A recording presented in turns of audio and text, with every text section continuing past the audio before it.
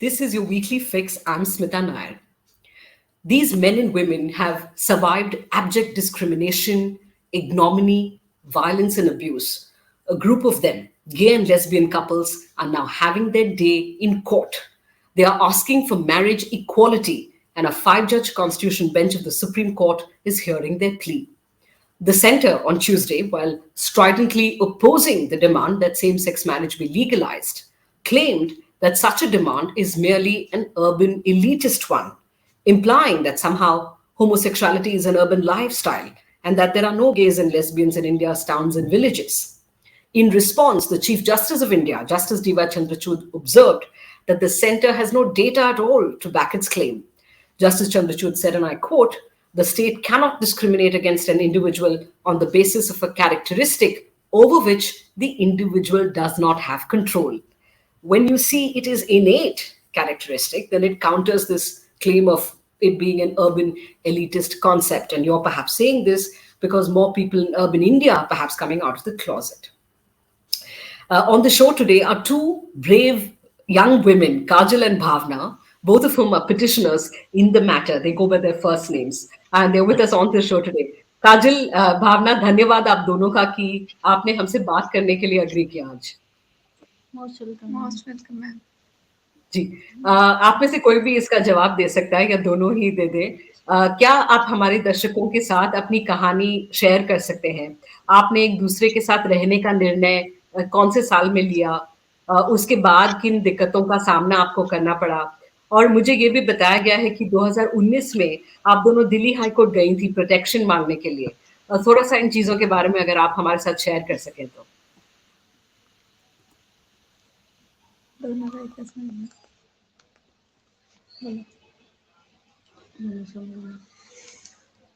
Ma'am हमें मतलब हम 2018 को मिले थे तो हम मई 2018 में मिले हैं हमने उसके 2 या 3 मंथ हमने प्रॉपरली कंटिन्यूसली हमने बात करी मैसेजेस पे कॉल्स पे तो उसके बाद हमें बात करके फील हो गया था कि मतलब हमें कंटिन्यू करना है रिलेशन और हमें इन फ्यूचर साथ में रहना है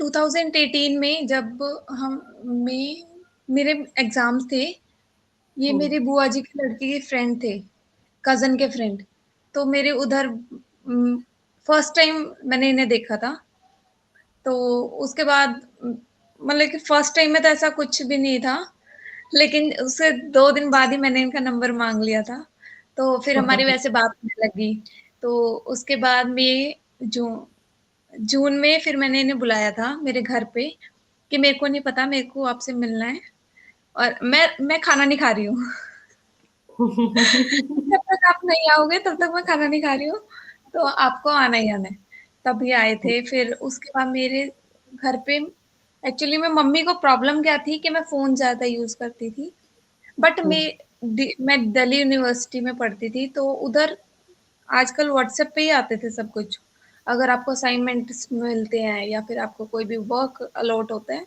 तो आपको व्हाट्सएप पे आता था उन्हें लगता था मैं किसी लड़के से बात करती हूँ तो जस्ट उनके डाउट की वजह से वो मुझे बहुत मारते थे जो भी चीज़ आगे आ जाती थी वही उसी से तो उसके बाद मैंने इन्हें बोल दिया था मेरे को लास्ट में को उन्होंने मारा था जून के एंड में या फिर जुलाई के स्टार्टिंग में तो मैंने इन्हें फ़ोन पे बोल दिया था मेरे को नहीं पता जैसे ही मेरे कॉलेज स्टार्ट होंगे तो मेरे को ले जाना इधर से मेरे को नहीं रहना है क्योंकि मैं 18 प्लस तो थी इतनी तो मेरे में अकल हुई है ही तो मैंने इन्हें बोल दिया था हम ये मेरे को 21 जुलाई जब कॉलेज शुरू हुए थे तो तब ये मेरे को लेने आ गए थे नांगलोई तो मैं इनकी सिटी में गई थी पंजाब में तो उसके बाद मेरे को 2 दिन मैं इनके साथ रही मेरे को डर भी था और इनको भी डर था क्योंकि इनको थ्रेटन कॉल्स आ रहे थे उधर से कि मैं हमें पता है लड़की तेरे पास ही है तो बता नहीं रही है और जबकि बोल मैं ही रही थी इनको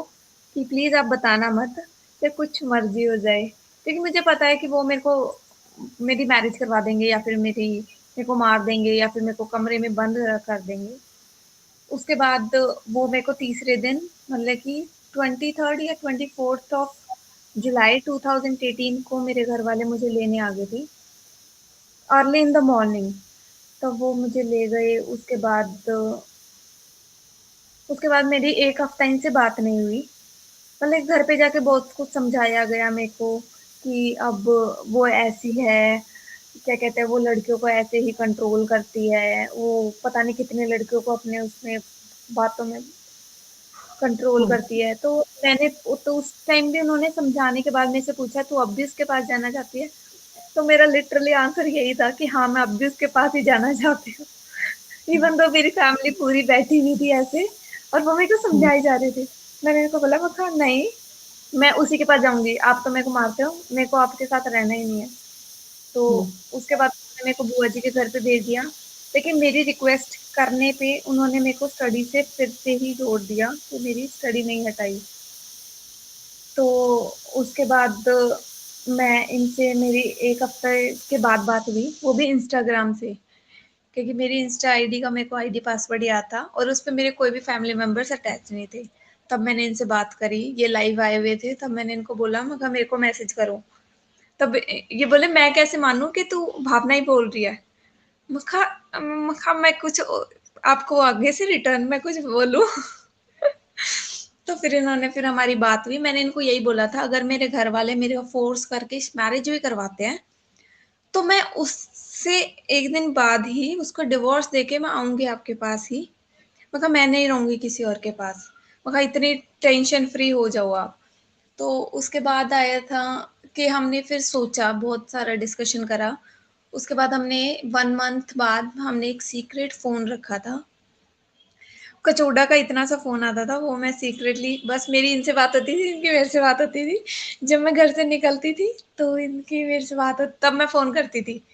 उसके बाद इन्होंने स्क्रॉल कर रहे थे, सोशल मीडिया पे एक्टिव थे ये।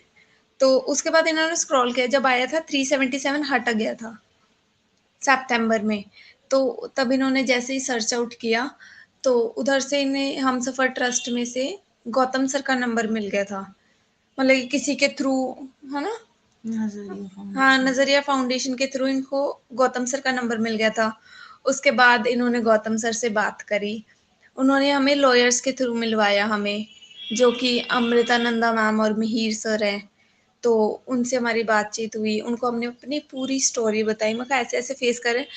पिछली बारी हमने जो स्टेप ले लिया वो विदाउट लीगल एक्शन था, बट इस बारी लीगली लेना है और मेरे को हमें साथ में होना ही होना है। लेकिन मेरा ये था, मेरी स्टडी पूरी हो जाने दो, उसके बाद हम कर लेते हैं, क्योंकि मेरा सेकंड ईयर शुरू हो रखा था बीकॉम ऑनर्स का। तो उसके बाद पता ही नहीं क्या हुआ, वो 4th सेमेस्टर के एंड में आते-आते मेरा फ़ोन घर पे रह गया। वॉशरूम में छूट गया। तो सीक्रेट। सीक्रेट फ़ोन जो था, क्योंकि मेरे को पता था वो फ़ोन मम्मी के हाथ में या घर वालों के किसी के भी हाथ में लगा, तो उसी दिन मैं तो गई। तो वो मैं घर से निकल चुकी थी, क्योंकि घर से निकलने के बाद ही मैं फ़ोन यूज़ करती थी वो वाला। तो मैंने जाके तो देखा, वो फ़ोन था ही नहीं। अभी तो मैं रास्ते में ही थी, मेट्रो स्टेशन पहुँची भी नहीं थी। मैं दोबारा से घर पे गई। इतनी हिम्मत भी कर ली, मैं दोबारा से घर पे भी चली गई। लेकिन उसके बाद मेरे को मेरी कज़न ने मेरे को पूछा, मैंने किसी को कुछ भी नहीं बोला। मेरे को बोली, तेरी कोई चीज़ गुम हुई है?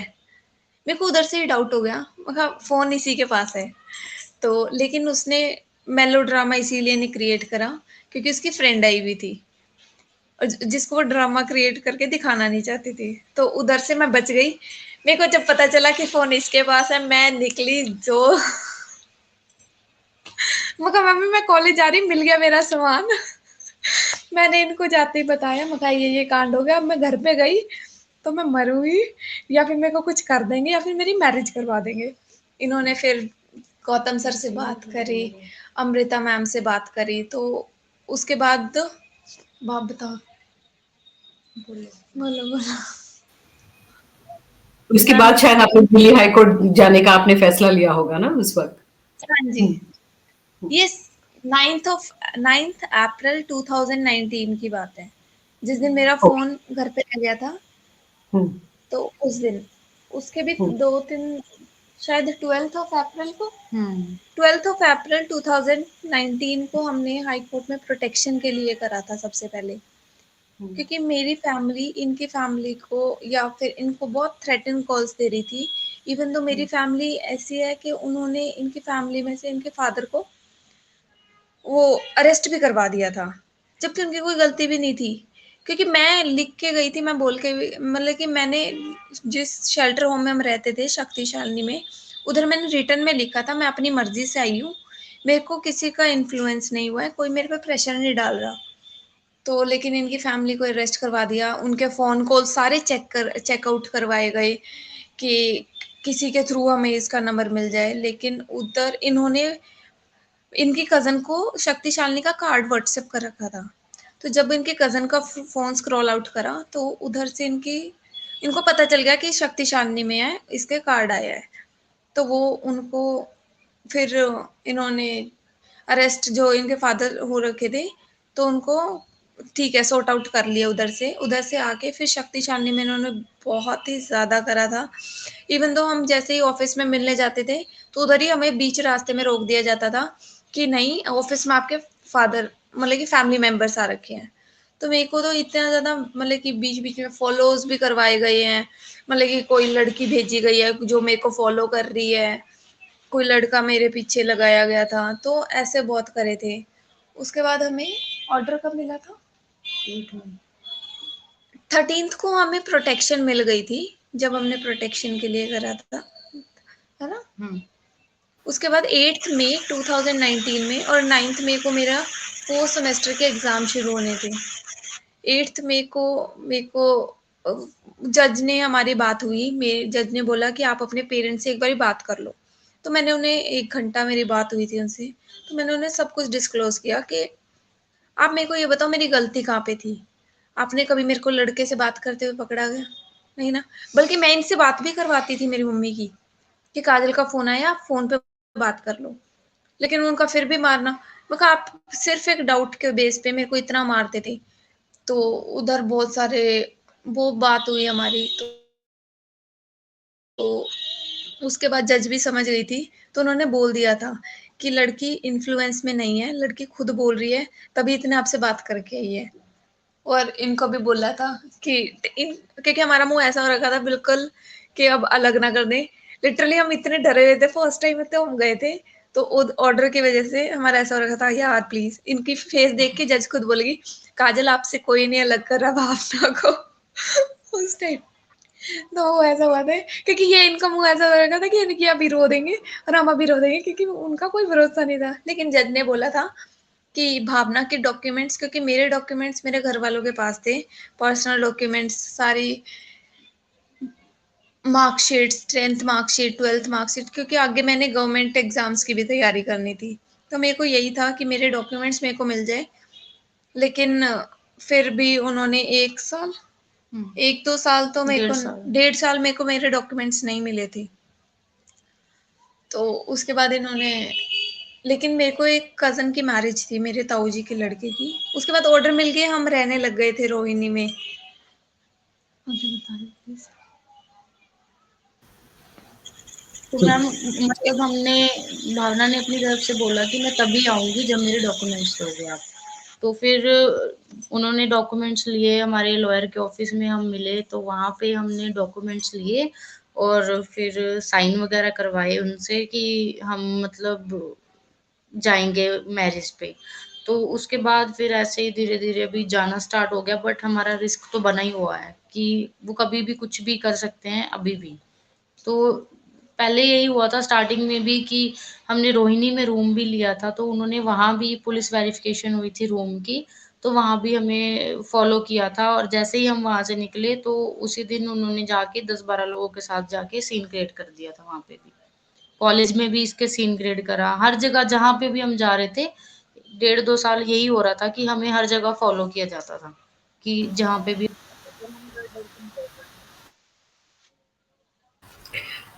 आप लोग काफी इनक्रेडिबली ब्रेव है, ब्रेव आप दोनों रही हैं 2018 से लेके अब तक। अब आपका case of course supreme court में है। आप दोनों से मैं एक सवाल पूछना चाहूंगी क्योंकि सरकार ने सुप्रीम कोर्ट में ट्यूसडे को ये दलील रखी कि ये मैरिज इक्वालिटी जैसी बातें बहुत, उन्होंने जो शब्द इस्तेमाल किया था वो था अर्बन एलिटिस्ट कॉन्सेप्ट, कि ये सब शहर में रहने वाले उच्च वर्गीय लोग ऐसा चाहते हैं। सो सरकार का ये कहना था, ये दलील थी कोर्ट में कि हमारे देश के छोटे शहरों में या टाउन्स में ऐसे ऐसे कोई लड़का लड़की आदमी औरत है ही नहीं जो चाहते हैं कि शादी के समान हक सबको मिले। तो आप ऐसे इस दलील पर आप क्या बोलना चाहेंगी कि ये सिर्फ शहर के लोग हैं जो ऐसे होते हैं, या छोटे शहरों के लोग में कोई ऐसे आदमी औरत या लड़का लड़की है ही नहीं जो चाहते हैं कि शादी का समान हक मिले? मैम ऐसा नहीं है, क्योंकि मैं तो किसी बड़े शहर से नहीं हूँ, मैं भी एक छोटे से गांव से ही हूँ, पंजाब के किसी छोटे से गांव से। तो ऐसा नहीं है कि बड़े शहरों में ही है, और भी बहुत मेरे नॉलेज में भी ऐसे कुछ लोग थे जो अभी ओपनली बाहर नहीं आए हैं, क्योंकि उन्हें वो चीज, वो कॉन्फिडेंस है ही नहीं कि हम बोलेंगे तो लोग हमारा मजाक ना उड़ाएं या हमें इंसल्ट किया जाएगा, तो इस बिहाफ पे वो बोलते ही नहीं है। बस कुछ लोग हैं जो हमें, मुझे जैसे कि मुझे फील हुआ कि मुझे भावना के साथ रहना है, तो मुझे तब गट्स आए कि हाँ नहीं, मुझे रहना ही है, तो हम आगे आए। पर अभी भी कुछ लोग हैं जो नहीं सामने आ रहे हैं, पर लोग हैं, गाँव में भी हैं और शहरों में भी हैं। ऐसा नहीं है कि बस सिर्फ वहीं पे ही हैं, जिन्हें क्योंकि साथ रहना है, वो तो लॉन्ग, हमारा भी लॉन्ग डिस्टेंस रिलेशनशिप ही था। ये दिल्ली में और मैं पंजाब में, कोई हमारा कोई फैमिली कनेक्शन नहीं था, हमारा कोई कॉलेज कनेक्शन नहीं था, फ्रेंड्स कनेक्शन नहीं था, कुछ भी नहीं था, लेकिन फिर भी हम मिले। तो ऐसे ही बहुत सारे ऐसे लोग हैं। बस अगर ये मैरिज एक्ट आ गया, तब आप देखना कितने परसेंट लोग सामने आते हैं, जितने अब हैं उससे कहीं डबल लोग सामने आएंगे। ऐसा ऐसा क्यों लगता है काजल आपको? ये एक और सवाल इसके साथ जोड़ना चाहूंगी कि क्योंकि आप ज्यादा जानते हैं, क्यों आप ये लाइफ जी रहे हैं इस वक्त, आप लोगों से बात करते हैं जो आपकी तरह शायद डर की वजह से आगे नहीं आ पा रहे। शादी के क्या मायने है आप दोनों के लिए? और मतलब आप सुप्रीम कोर्ट तक आए हैं इस वक्त, आपका केस लेकर इतने सारे ऑब्स्टिकल्स को पार करके आप यहाँ पहुंच पाए हैं। तो शादी इम्पोर्टेंट क्यों है आपके लिए? और आपको क्यों लगता है कि अगर सुप्रीम कोर्ट आपकी प्ली को मानता है और शादी का समान हक आपको भी मिल जाता है, तो बाकी लोग जो सेम सेक्स कपल्स है वो आगे आ पाएंगे, और बता सकते हैं लोगों को? ऐसा क्यों लगता है आपको?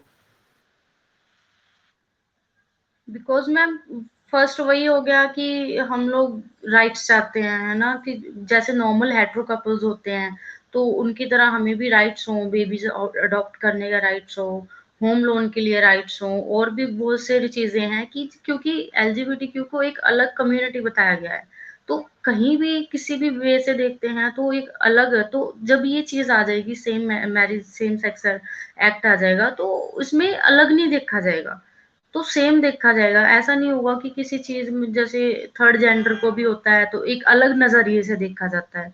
तो जब ये एक्ट आएगा तो इक्वल देखा जाएगा, सबसे जेंडर इक्वालिटी होगी और सेम चीजें, क्योंकि इस चीज में क्या है, फीलिंग्स जुड़ी हुई हैं। जेंडर मैटर नहीं करता, लेकिन फीलिंग्स जुड़ी हुई हैं। अब हम किसी को अपना बताना चाहेंगे तो हम उस चीज को फील करके ही समझ सकते हैं, मुंह से बताने से कोई ऐसा नहीं समझ सकता कि हाँ दो लड़कियां भी क्लोज हो सकती हैं, दो लड़के भी क्लोज हो सकते हैं। तो नॉर्मली बोलने से कोई भी नहीं उस चीज को फील करेगा, सिर्फ उस चीज को हम फील करके ही बोल सकते हैं कि हाँ मतलब ये चीज है। तो अगर ऐसा होता है तो इस चीज में बहुत सारी चीजें हैं जो हमें राइट्स मिलेंगे इजीली, क्योंकि लिविंग रिलेशनशिप को भी कोई ज्यादा इतना नहीं माना जाता कि हाँ लिविंग है। इसके घर वाले तो अभी तक नहीं मान रहे हैं कि हाँ लिविंग में भी कुछ है, तो हम बोलते हैं कि हम साथ में रह रहे हैं तो हम एज ए कपल रह रहे हैं या कुछ भी है, लेकिन उनके अकॉर्डिंग वो डॉक्यूमेंट्स जरूरी हैं, वो एक स्टैंप लगनी जरूरी है उस रिलेशन के ऊपर, कि जो एक नॉर्मल हेटेरो कपल होते हैं वैसे वो रहते हैं, तो उनके अकॉर्डिंग ये एक स्टैंप लगनी जरूरी है। तो हमें भी अगर प्लस राइट्स भी मिलेंगे और प्लस हमें इजी स्मूथली रहने का भी मिलेगा, तो हम क्यों नहीं चाहेंगे कि हमें सेम राइट्स मिले। वो सब चाहेंगे कि हाँ उन चीजों को भी आगे लाया जाए। मेन स्मूथ कौन नहीं जीना चाहता, सब जीना चाहते हैं। हम क्यों घुट घुट के जी रहे हैं, हम क्यों किसी को बता देते हैं किसी को नहीं बताते, हमारा भी मन करता है हम सबको बताएं। हम क्यों व्हाट्सएप पे स्टेटस हाइड करते हैं कुछ लोगों से कि कहीं वो ना देख ले, कहीं वो आंटी ना देख ले, कहीं वो अंकल ना देख ले। हमें कोई जरूरत नहीं है हाइड करने की। उसके बाद हम क्यों हाइड करके रहें, हम भी अपनी मर्जी से रह सकते हैं, हम भी खुश रह सकते हैं, हमें भी हक है खुश रहने का। एब्सोल्युटली। एक और दलील जो लोग इक्वल मैरिज राइट्स के खिलाफ है, एक दलील और आपने ये श्योरली सुना होगा, कि दो औरतें या दो आदमी, दो माएं या दो पिता एक बच्चे को मतलब रेज नहीं कर सकते हैं, क्योंकि एक हानिकारक होगा बच्चे पे। और प्रॉपर अगर फैमिली चाहिए, क्योंकि दोनों के अलग रोल होते हैं, और एक फादर और एक मदर तो जरूरी है। हालांकि बहुत सारे, जैसे पिछले हफ्ते मैंने जिन डॉक्टर का इंटरव्यू किया था, डॉक्टर अलका सुब्रमण्यम, वो एक लीडिंग साइकाट्रिस्ट है यहाँ मुंबई से, और उन्होंने बहुत साफ बोला है कि बहुत सारे स्टडीज किए गए हैं जिन देशों में सेम सेक्स कपल्स ने बच्चों को अडॉप्ट किया है, और बच्चों पे कोई ना ही कोई एडवर्स इम्पैक्ट पड़ा है। इनफैक्ट वो लोग अच्छा सेम पैरामीटर्स में रहते हैं। लेकिन ये जो हमारे देश में जो लोग अभी भी ये मानने को तैयार नहीं है, वो ये दलील हमेशा आगे करते हैं कि अरे ऐसे फैमिलीज में बच्चे कैसे बड़े होंगे, मतलब उनको कोई मानसिक प्रॉब्लम होगा। उस पे आप क्या बोलना चाहेंगे? मैम यही चीज है कि हमें भी बोला गया है सेम। तो फर्स्ट अगर किसी को हमारा रिलेशन पता चलता है या बताते हैं, तो फर्स्ट यही रिएक्शन होता है उनका कि मतलब या तो कुछ सीरियस में होके बोल देते हैं या मजाक में बोल देते हैं कि फ्यूचर में क्या होगा या बिजनेस प्लान का क्या होगा। तो इस चीज में ये चीज हर्ट करती है बहुत कि हाँ होता है, क्योंकि हम बोलते हैं कि आजकल साइंस ने बहुत चीजें करी हैं, तो हम अडॉप्शन कर सकते हैं या कुछ और टेस्ट ट्यूब बेबी या कुछ। तो बाद में ये चीज होती है कि अगर मान लो नॉर्मल हेटेरो कपल होते हैं, उनके जो बेबीज होते हैं, तो जरूरी नहीं एक जो नॉर्मल मेल है और फीमेल है, अगर मेल उसकी माँ के ऊपर अगर कोई वायलेंस कर रहा है, तो वो भी तो बच्चा देख रहा है। तो हम कैसे वो चीज देख सकते हैं कि अगर दो मेल होंगे या दो फीमेल होंगे, मेन तो बात तो सिर्फ सारी वो है ना कि हम क्या बच्चे को सिखा रहे हैं, बच्चा देख क्या रहा है। अगर हम उसको पूरा वो करेंगे, दिखाएंगे कि कैसे कौन सा रिलेशन क्या है, फील करवाएंगे, तो कैसे होगा। नॉर्मल में भी तो वायलेंस हो रहे हैं, बच्चे तो तब भी रह रहे हैं, उनकी माएँ 30-30 साल से इतना वायलेंस झेल के भी रह रहे हैं। तो वो फिर बच्चे क्या वो गलत होते हैं? वो भी तो जीते हैं, वो भी तो कुछ आगे भी बढ़ते हैं, कुछ बिजनेसमैन बनते हैं कुछ। तो वो मेन उस पे होता है कि हम सामने वाले को, हम अपने पार्टनर को कितनी वैल्यू दे रहे हैं कि हमें देख के सामने वाला बच्चा क्या सीख रहा है। और वैसे भी इसमें तो इक्वल है, जेंडर तो बिल्कुल इक्वल है। अगर मान लो एक नॉर्मल मेल कपल है, जो वो अपनी वाइफ के लिए, जो उसके पीरियड्स का प्रॉब्लम होता है, छोटी सी बात कर रही हूँ मैं, छोटी सी बात से स्टार्ट कर रही हूँ, अगर उसका पीरियड्स मेंस्ट्रुएशन प्रॉब्लम होता है, तो वो चीज शायद वो नहीं फील कर पाए। हाँ वो बोल सकता है कि हाँ पेन है, होते हैं कई जो होते हैं, मतलब वो करते हैं, उनको सपोर्ट करते हैं। पर अगर मान लो दो फीमेल्स हैं, उनमें से एक को होता है, वो सामने वाले को फील है उस चीज का कि हाँ इसे कैसा फील हो रहा है, कैसा, वो उस चीज को सोच के नहीं, उस चीज को उसको अपनी जगह रख के, या उसे ऐसा ही लगता है कि शायद मेरे साथ ही ऐसा हो रहा है। तो उस चीज में तो वो और भी ज्यादा स्मूथली चीजें होती हैं, हम बच्चे को भी और ज्यादा अच्छे से समझा सकते हैं। अगर पीरियड्स जैसे चीज को हम दोनों साथ में एक जैसा फील कर सकते हैं, तो वो तो फिर भी एक बच्चे को वो चीजें सिखाने वाली बात है, तो वो हम क्यों नहीं अच्छे से सिखाएंगे, क्यों नहीं हम उसे अच्छे से गाइड करेंगे, क्यों नहीं हम उसे अच्छी परवरिश करेंगे कि कल को वो अपने हमारे रिलेशन की भी रिस्पेक्ट करे और सामने वाले के रिलेशन की भी रिस्पेक्ट करे। डज नॉट मैटर वो मेल टू फीमेल है या मेल टू मेल है या फीमेल टू फीमेल है। वो तो मेन चीज है कि हम सिखाएंगे क्या उसे, और हम कैसा बिहेव उसके सामने रख रहे हैं, और कैसा एक एटमॉस्फेयर उसे दे रहे हैं।